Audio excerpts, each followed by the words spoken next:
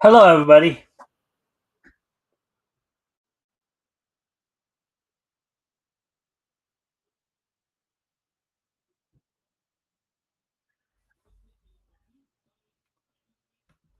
All right. Well, we have three people in here, so at least.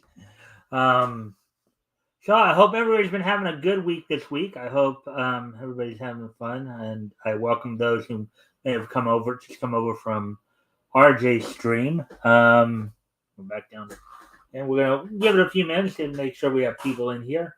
Um, anyways, let's see. Well, give it a few minutes before I, get maybe to the close to the 3 minute mark when. So for those of you who don't know, I still did a show last night. I just ended up having to do it an hour later than initially planned due to the fact that our internet went down for a little while. So, and of course, it happened at the most inopportune time, right before my show. At the very least, I didn't start the show yet, so at least that was some saving grace. But as you can see, we're back on here now um, at our regular time. Um, anyways, okay, get along, gang, get along, gang. Each one is special in their own way. Coming about a get along gang, get along gang. Get up with a get along gang. When you know it's okay. Get up with a get along gang. Oh, get up. Anyways, I feel like just getting into it getting right into. I should wait at least a little longer here. Just did pass the. Yeah. Anyways, all right. Well, all right. So I'll start a little early here. Talk about what's on top of it. So tonight, of course, we're going to go over the Bleeding Fool article, Indie Comic Showcase, which we've been doing every Thursday for a while now. I'll probably be sharing the links to the to the crowdfunders as we go along. Help doing our part to help spread the word and all that. For those who may, hey Jr. Let's see. Hail Lord Xenu and Princess Xena are only true comic saviors. All right. Um. So we'll be doing that, and then afterwards, of course, the wrestling wrap up and this day in each history. So, with all that being said, I'm going to go ahead and get started here. I just want to get right to it.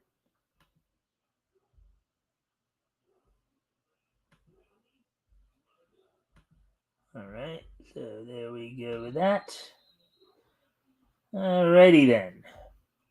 So let's get ready to get. So, Indie Comic Showcase number 245 here. Amelia Sky, The Mythicals, and Fracata. Article by Chris Braley, published yesterday. So there's the.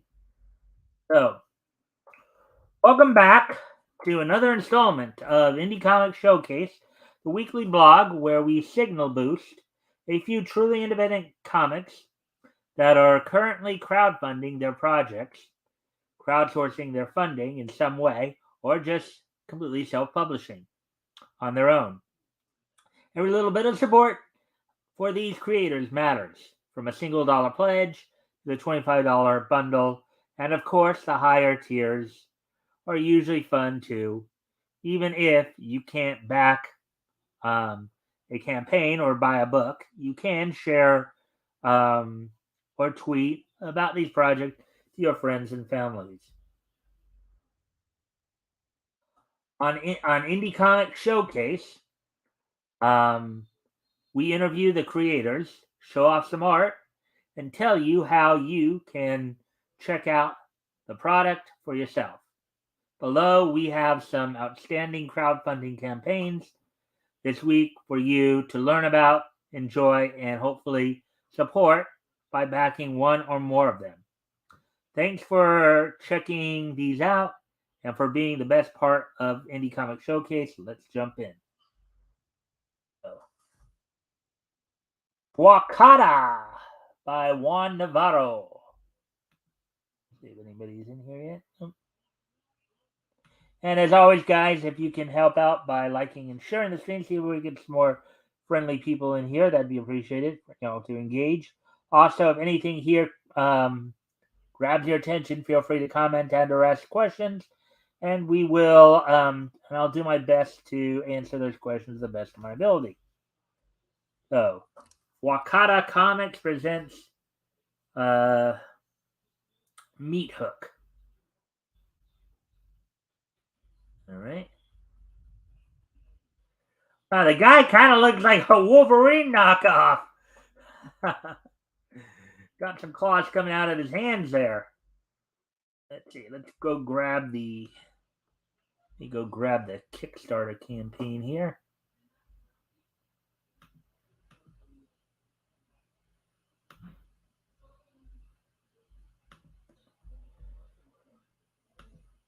Right. And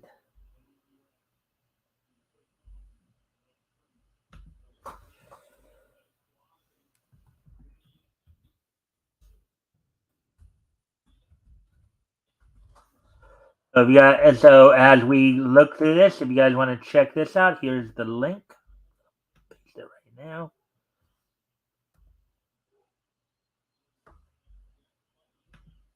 And there's the link to that if you guys want to check that out. And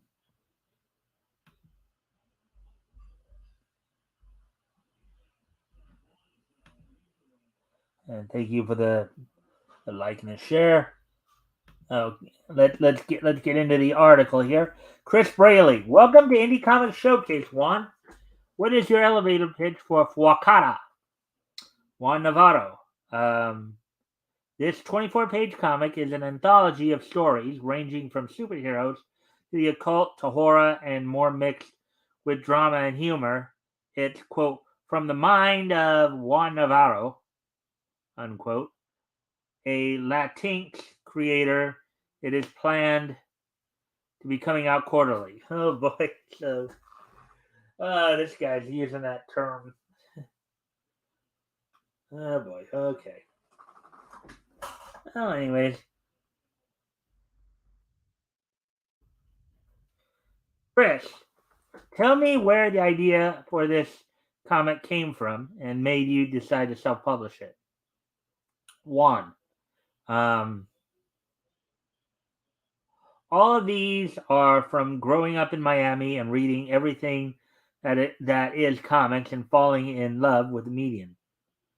And that I wanted to tell stories that reflected myself and where I'm from and having fun doing it.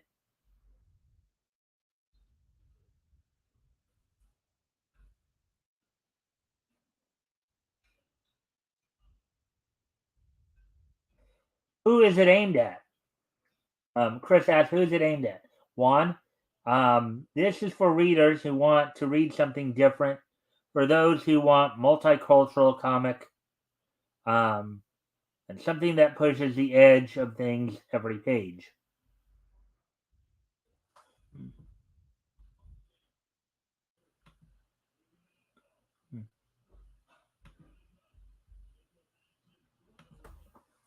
Chris, tell us about your creative process. How do you approach a story? Juan, mostly I like telling stories that move me, those stories that come in and make me stare at the wall, and then start scribbling. The kinds of stories that make me laugh by myself. I've done many comics before, like Zombie Years, Tommy Rez, and more, and have been active in comics for over 20 years. First issue is done, and second is half done. I work on a page every day.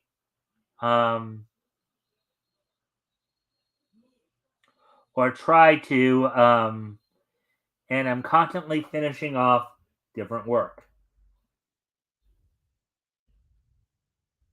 Chris, what have you been learning from self publishing through this process?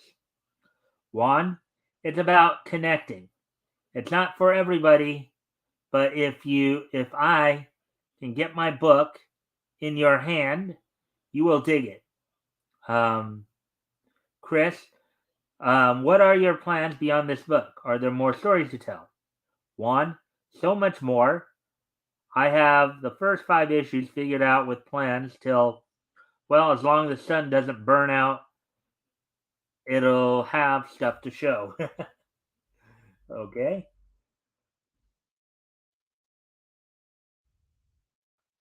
Uh, Chris, thanks for sharing it with me.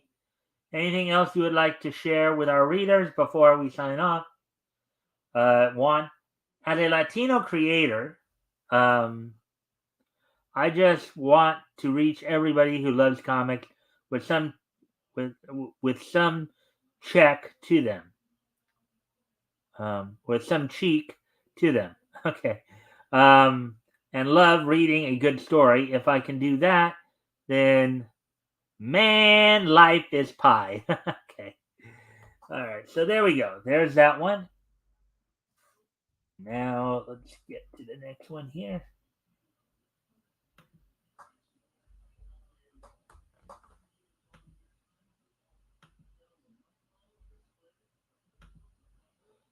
JR. I always like the idea of anthologies, but I'm almost always disappointed. Well, yeah, I mean, you have to remember too, Jr. That anthologies were probably more active back in the like golden age of comics and even in the silver age. Nowadays, everything is more of a feature book, so I don't think a lot of companies even know how to write anthologies anymore because it's like they're so they're so focused. You know, it's corporate comics. It's like they're so focused on um, writing feature books because they seem to think that's the way to go. And anthologies can be a fun read for a lot of people, as we've been seeing on Fridays. You know, going back to the golden age and reading those. So, anyways, Amelia Sky by Jermaine M. Boyd.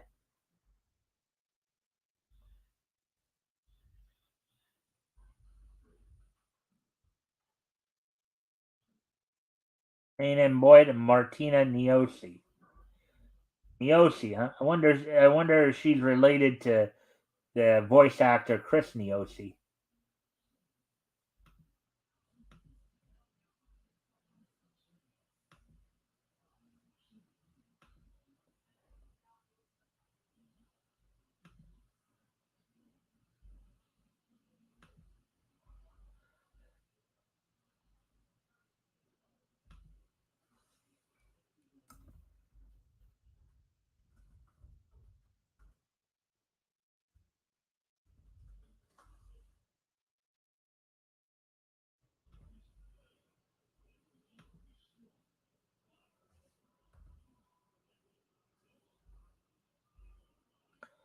And here's the one that we're looking at right now, Amelia Sky. If you want to, I want to check that one out.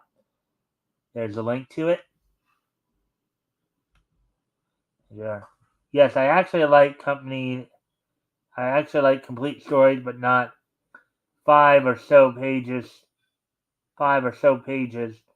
I actually like the idea of modern 6 to 12 issue runs, but don't like modern content. All right. So, anyways, um, getting into this one now.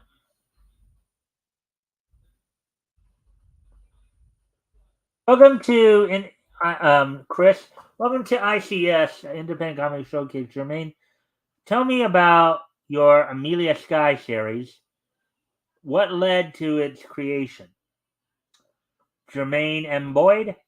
Um, It's a 22 full color comic book sci fi horror series about an amnesiac girl with the power to stop an alien threat. I've always been a fan of sci fi horror ever since I was a child. I came up with this idea during my freshman year at Columbia College. I was getting used to writing full length film scripts, but in my first year, I had to come up with my first telescript.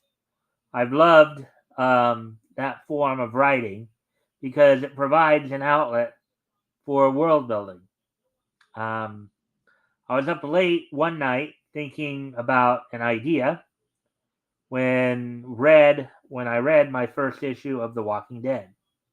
I absolutely loved apocalypse stories and thought, what if we added a superheroine into this truly horrific scenario?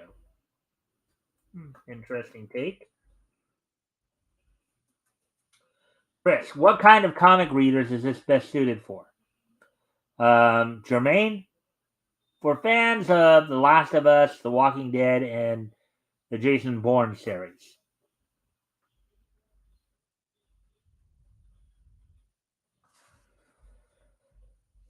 Let's see if there's anything. No, nothing new there thus far. All right.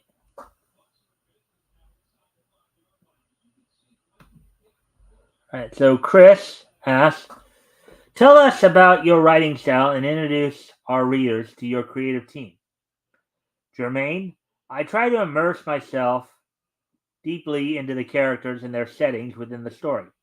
I'll often listen to orchestras during my creation process. An interesting creation process there, to say the least.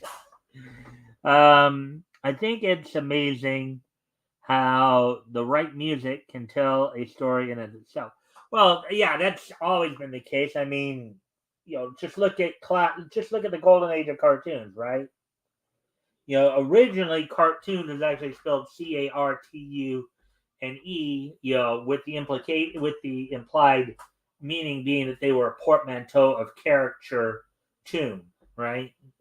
Caricature tunes, or basically art music, basically. So, um, I think it's amazing how okay, yeah, we already read that part. Martina Niosi is a new upcoming, absolutely brilliant female Italian artist. She's also a digital colorist for Stockholm Comics. So I guess maybe Martina isn't related to the voice actor there. Brittany Matter is an incredible editor writer. She has worked for Image Comics and is currently working for Marvel Entertainment. Stephanie Ann Graves is an amazing upcoming writer actress, um, currently working on her own occult graphic novel.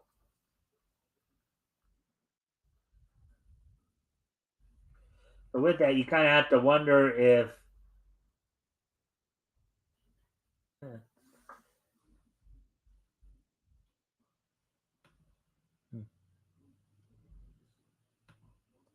All right. So how Chris asked, how far along is the series in the production cycle? Um, Jermaine, currently, currently at the moment, the issue number 4 is about 25 to 30% illustrated, and that is by design. Our plan is to have the book fully completed by the end of November. Martina is incredible. She's an all-in-one artist. She's a she's in charge of the art and the lettering this time around. Here's some of her work, I guess. You can see right there. Preston asks, "What have you been learning from crowdfunding?" Um, been learning from crowdfunding. Then Jermaine says, um, "Crowdfunding is like wielding a very heavy sword. It can be your greatest weapon or an extreme weight that holds you down. I've learned that you have to have a balance. You have to seek all the information you can in order to wield it properly. I love the freedom of self publishing, although I have worked for a huge publisher. I feel that they would have a lot of restrictions. As an artist, um, restrictions are like our kryptonite. um, they stop us from getting to our truth, a truth all artists try to convey to their audience.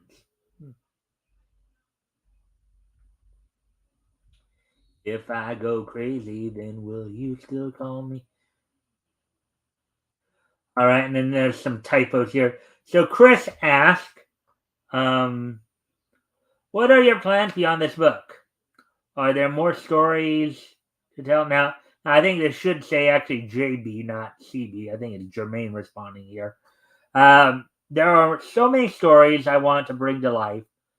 We'll be working on the next chapter in the Amelia Sky series, and a new series will show off during the upcoming issue number 4 Kickstarter called quote unquote multi D. If everything goes well, this fall we'll also be looking to produce our first animated short, an adaptation of Amelia Sky issue number 1. So this guy's really branching out into all the mediums there.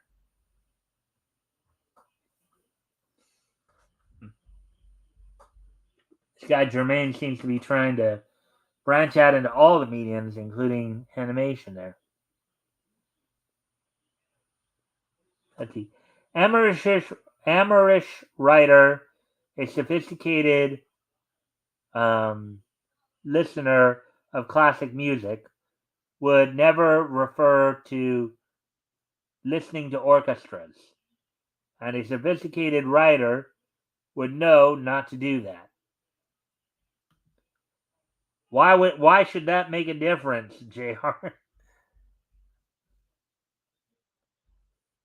Okay, so he's not sophisticated. So what? I don't think he's trying to you know come off as like some sophisticated snooty person or anything like that. But Chris, cool. Anything else you would like to share with our readers before we wrap up this interview?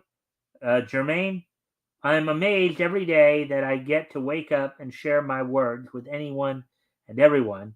My aspiration has always been to create stories that bring people together and inspire the unheard. All right, so there we go. So there we go with that one. Now we're going to get into. Now we're going to see about the Mythicals #2 by H. Wayne Desper.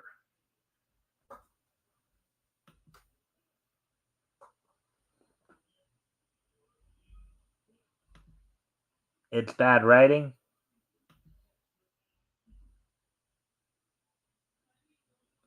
Well, I mean, is it really bad writing, or is it just him saying what saying what he said?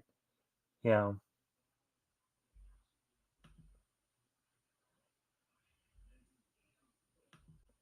Anyways, the Mythicals #2 by H. Wayne Desper. There's a nice looking young lady. I wouldn't mind sitting on that bench with that cat. Cat's pretty lucky there.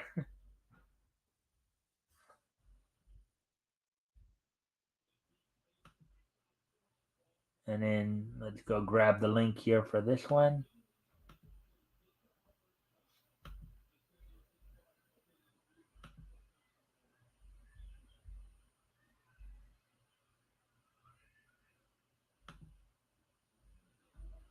Mythicals #2.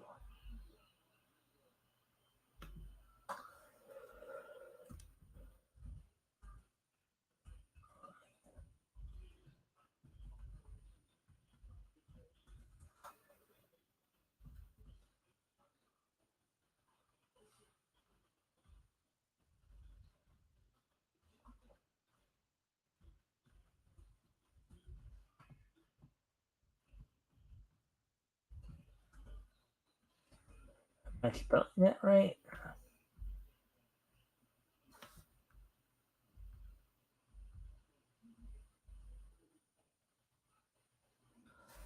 I believe I am.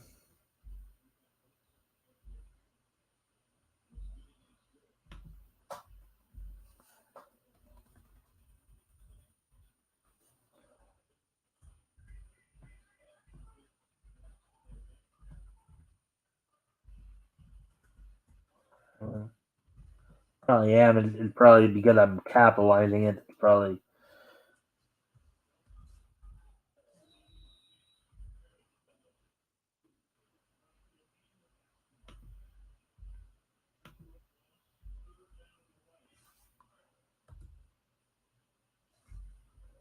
And here's a link to that book right there from Fund My Comic. If you guys want to check that out.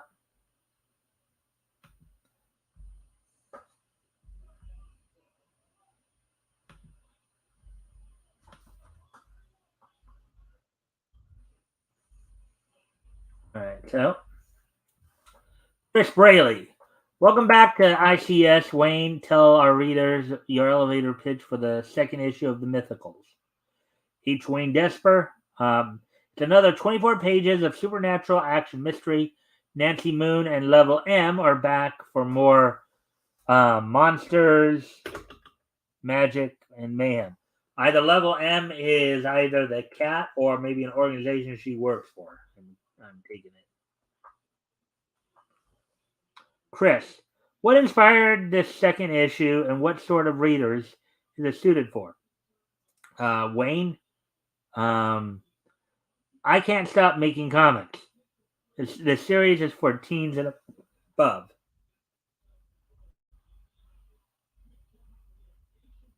All right, that's pretty succinct answer there. Chris, let's discuss the production, how you approach it, and who is on your team. Wayne, I have a general outline with points, so I want to want to happen, and then now there's some bad writing right there, some bad grammatical writing there. So want to happen, and then I fill in the blanks. I'm the writer. My editor is Lee Byron Carver. Alexander Nascimento handles the penciling, and Everson Lirio handles the inking. Our colors is Diego Albuquerque. On letters is Rick Joseph. I expect the book will be complete in the first 60 days. 2 months.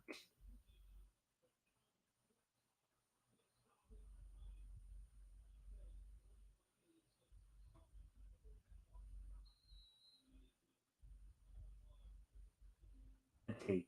Chris, any crowdfunding tips you recommend to others? Wayne, price out perks before launching. uh, Chris, it looks good. What's next for you? Um, Wayne, I have so many other ideas. We will continue to do the mythicals, but there are other projects coming. Thanks for making issue 1 a success. Issue 2 is even better. Chris, good luck. So wow, this article kind of went a little bit quicker than usual. Maybe Chris didn't have as much time to do the interviews this week, so the it just seems like these were quickie interviews. They weren't as in depth as he normally does. I guess he must have been busy this past week. But with that, that's it for this installment. If you're a creator ramping up your own campaign or have a comic available for purchase online and you want to be featured in our weekly column, click here. And follow Indie Comic Showcase on Twitter at Indie Comics. And reach out to them for more eyes on your crowdfunding comic project. Until next time, support Indie Comics. All right, so what we're going to do here now, going to one more time go grab those links real quick, and then That's how I'm gonna do it from the YouTube page, and then I'll of course redo. Put the new links up, or put those. I'll re-up those links, and then for those who may want to.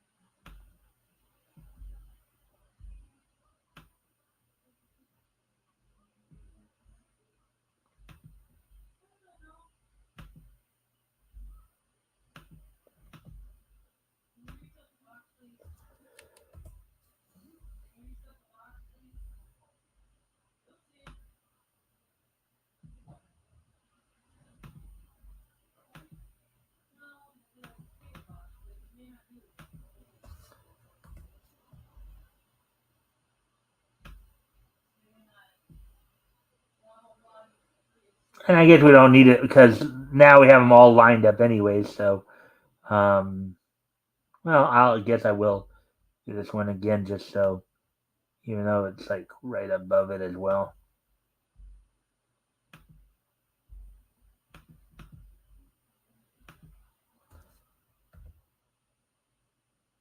All right. So if you guys want to, I'll go ahead and. So here are the three books that were featured in this week's Indie Comic Showcase. If you guys want to go check those out, those are the links to do so.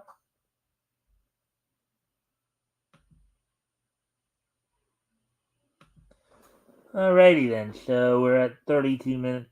So I'm going to go ahead and go right into the wrestling wrap up here because I believe we got quite a bit of stuff to go over tonight. Quite a bit.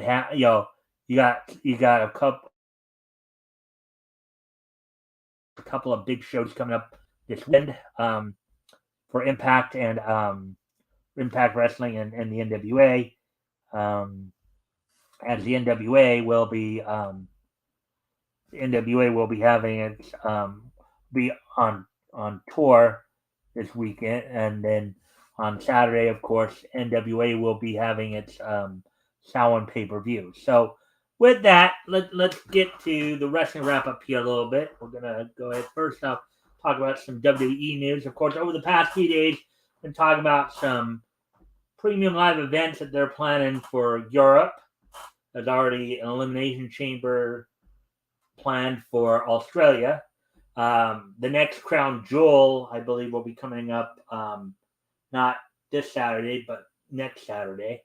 But also, they've announced WWE's announced that next year in August they'll be doing the Bash in Berlin premium live event. And there's also some talk that they're going to try to set up a premium live event in Paris, France. So stay tuned for that for more news on that. Now AEW, of course, as they continue to head towards full gear. Last night, following Sting's retirement announcement last week, Tony Khan had a very special gift for Sting, in which Ric Flair made his AEW debut. Now, I don't believe that he will, or it would even be wise for him to wrestle at this stage in his life. It has been confirmed that Ric Flair is going to be around AEW for a little while. Maybe he'll be part of this retirement tour for Sting, as Sting announced that he'd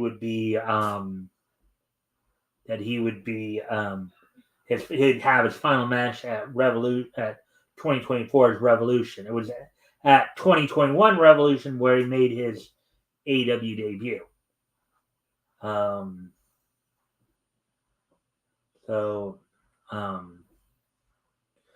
With that, and then of course during it, Christian Cage came out and interrupted because Christian Cage absolutely has to have the spotlight on himself.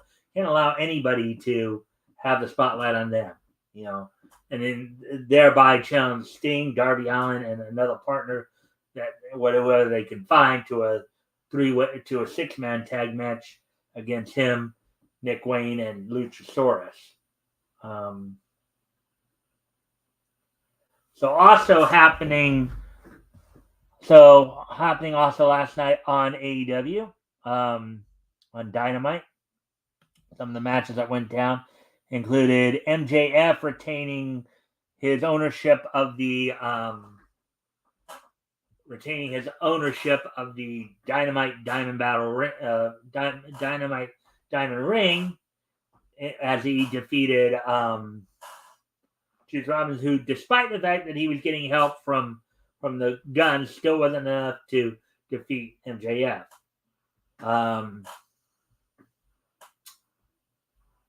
The post-match, Jay White and the Guns, along with Juice Robinson, Bullet Club Road, decided to jump Max after the match, in which saw Roderick Strong and the Kingdom come down to try to help him out, and then the Acclaimed with Billy Gunn came down to help him out. This would prompt the Gun Club, Austin Colton, to challenge MJF for the Ring of Honor World Tag Team titles at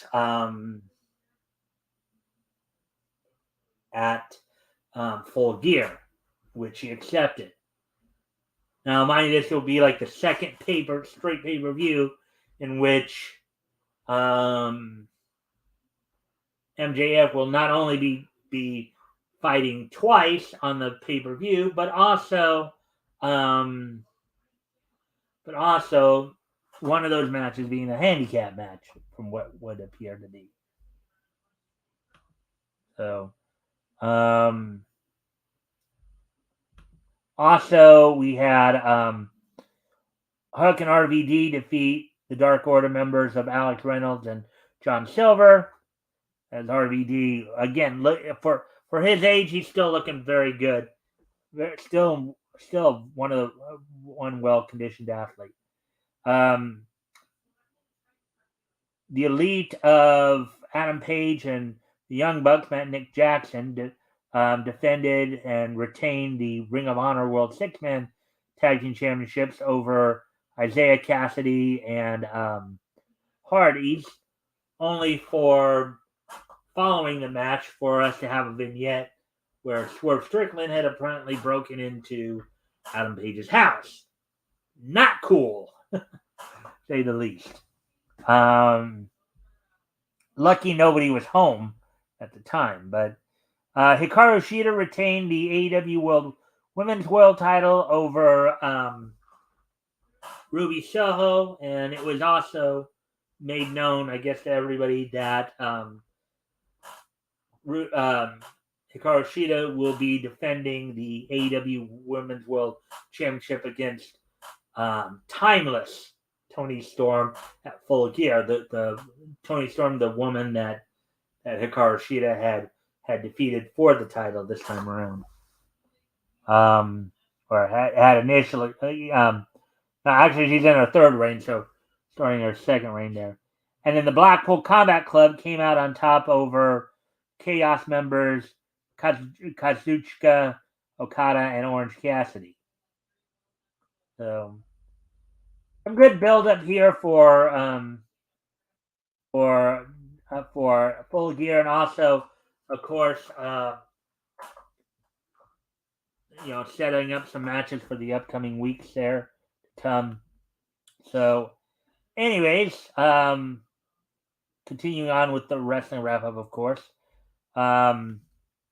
Impact Wrestling is on tour this weekend. Starting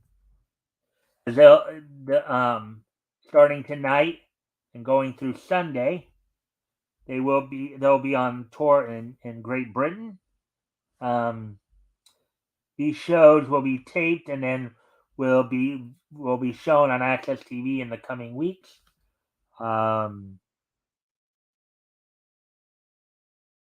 Starting tonight in Glasgow, Scotland, they'll be They'll be in Glasgow, Scotland tonight at the O2 Academy. In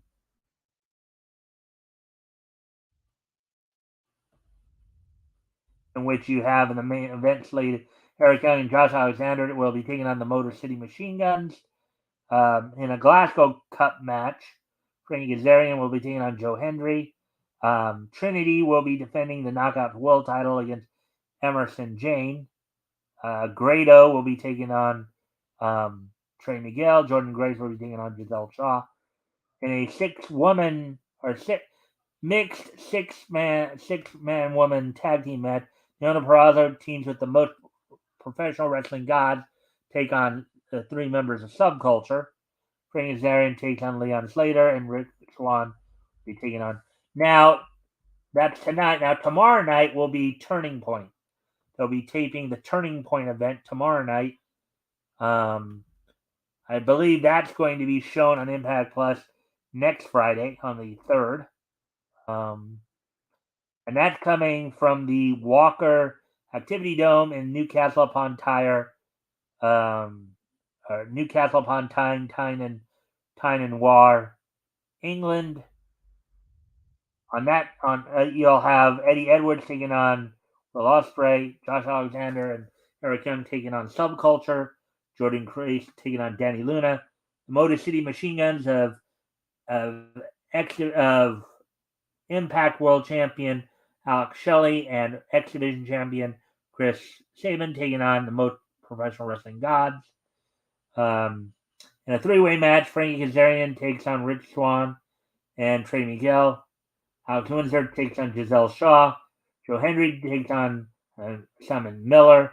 And in the Impact Knockouts, for the Impact Knockouts World title, Trinity will be defending against the woman she took the title from in Deonna Purrazzo. That's all for the Impact news. As we said, they'll be on tour this weekend in Britain. Those shows will be shown in the coming weeks.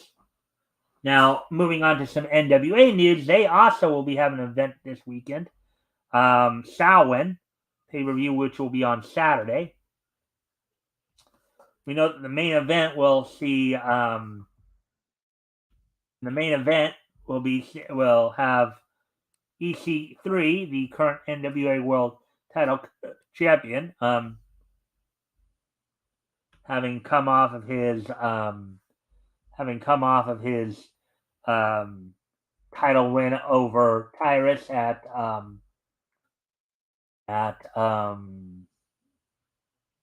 the anniversary show. He'll be defending it against Tom Latimer, who of course had to basically relinquish the World Television title. Samhain will be coming from the Temple Live at Cleveland Masonic in Cleveland, Ohio. As aside from, of course, the No Limit event, Kenzie Page also will be defending the World Women's title. Ruthie J. Of course, Camille, the former Women's World title, will be in her husband Tom Latimer's corner. Colby Corino will be defending the World Junior Heavyweight title against Joe Alonzo in a pillar to post match. Blunt Force Trauma with Aaron Stevens in their corner will be defending the NWA World Tag Team titles against Knox and Murdoch in a Medieval Knights of the Round Table match. The Pretty Empowered duo of Ella Envy and Kylie Page will be defending their titles against Natalia Markova and Taylor Rising. In a Rock and Roll Tag Team match, the former NWA World Tag Team Champion, the Headbangers, coming out of retirement, I guess, to take on two members of the Southern Six of Kerry Morton and Alex Taylor, Ricky Morton in their corner. In a submission match, Jax Dane will be taking on Blake Troop. In a six-man tag team riddle box match, the Brothers of Funstruction, Rufo and Yabo the Clown, and Violent J will be taking on La Rebellion, Bestia, 666 and Mecha Wolf and Vampiro. Silas Mason defends the national heavyweight title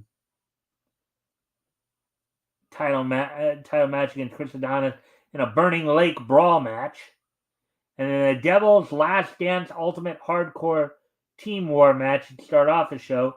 Gadget Gimp teams with, of course, Sal Powell, Koalaxawana, and the team of Magnum Muscle with Collies in their corner to take on Alex Misery, Judas, tag team of Magic Inc. of Jake Dumas and Cody James, and Maxie Impaler with CJ, and I would also think possibly Father James Mitchell in their corner. And on the pre-show, which can be seen on YouTube, I believe, if you want to catch the pre-show, catch some stuff on the pre-show. On the pre-show, you'll see a number one contenders four-way match for the NWA World Women, in which Samantha Starr, Missa Kate, Tiffany Neves, and Celeste will all be vying for that spot. In a loser leaves NWA match with Rolando Freeman as a special referee, Brady Pierce takes on Rush Freeman. Daisy Kill and Talos will be defending the NWA United States Tag Team Championships against the Immortals of Kratos and Odinson.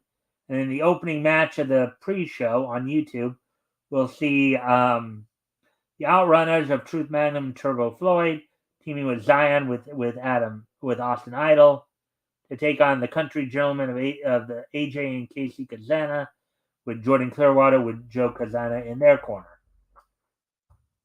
So that's all I got for the wrestling wrap-up, guys. So a lot of stuff going on this weekend in the wrestling, of course. Now, today being Thursday, August the 26th, 2023, let's take a look back at this day in Niche history.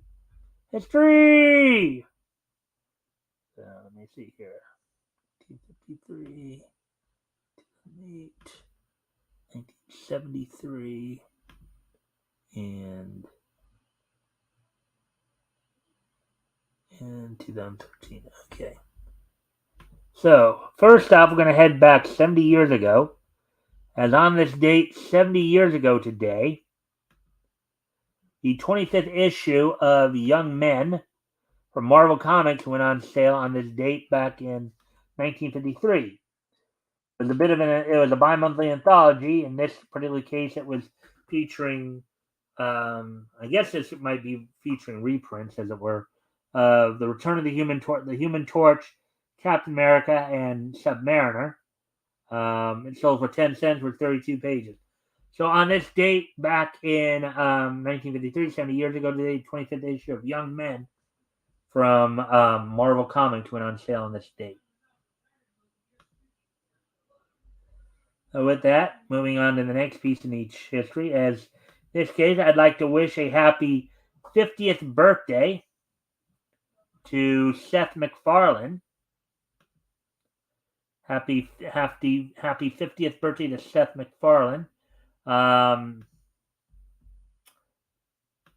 Seth MacFarlane, of course, is an American animator, storyboard artist, producer, screenwriter, and voice actor.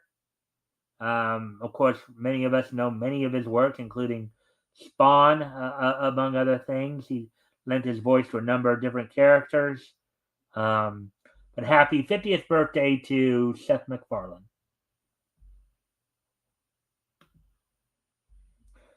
I know for some people it's kind of hard to believe that he's hit 50 years old.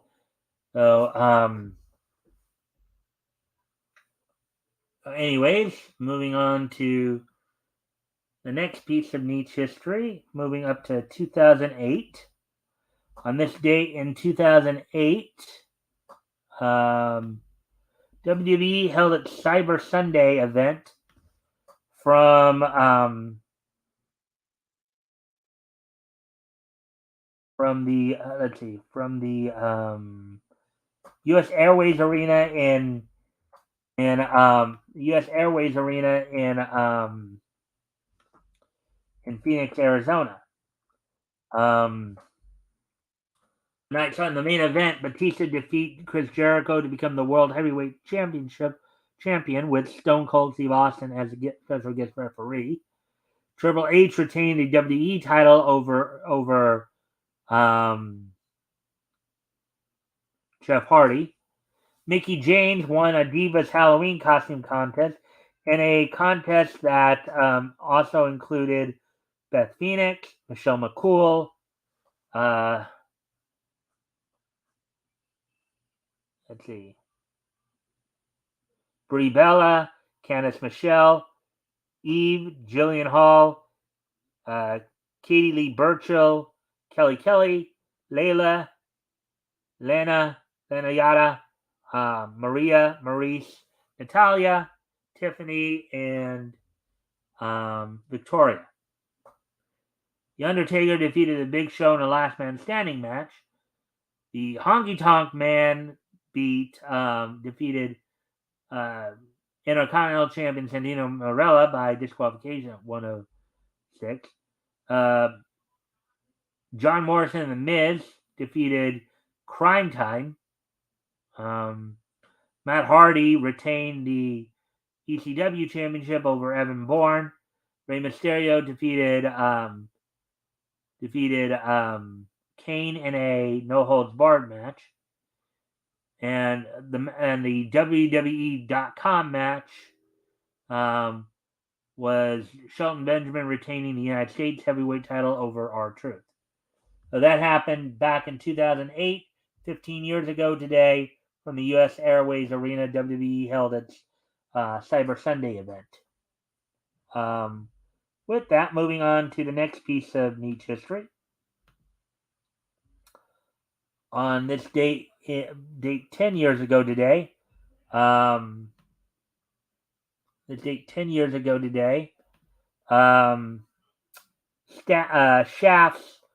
Puella Magi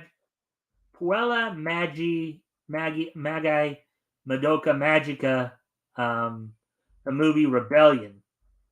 I think this is like the third installment of the film series.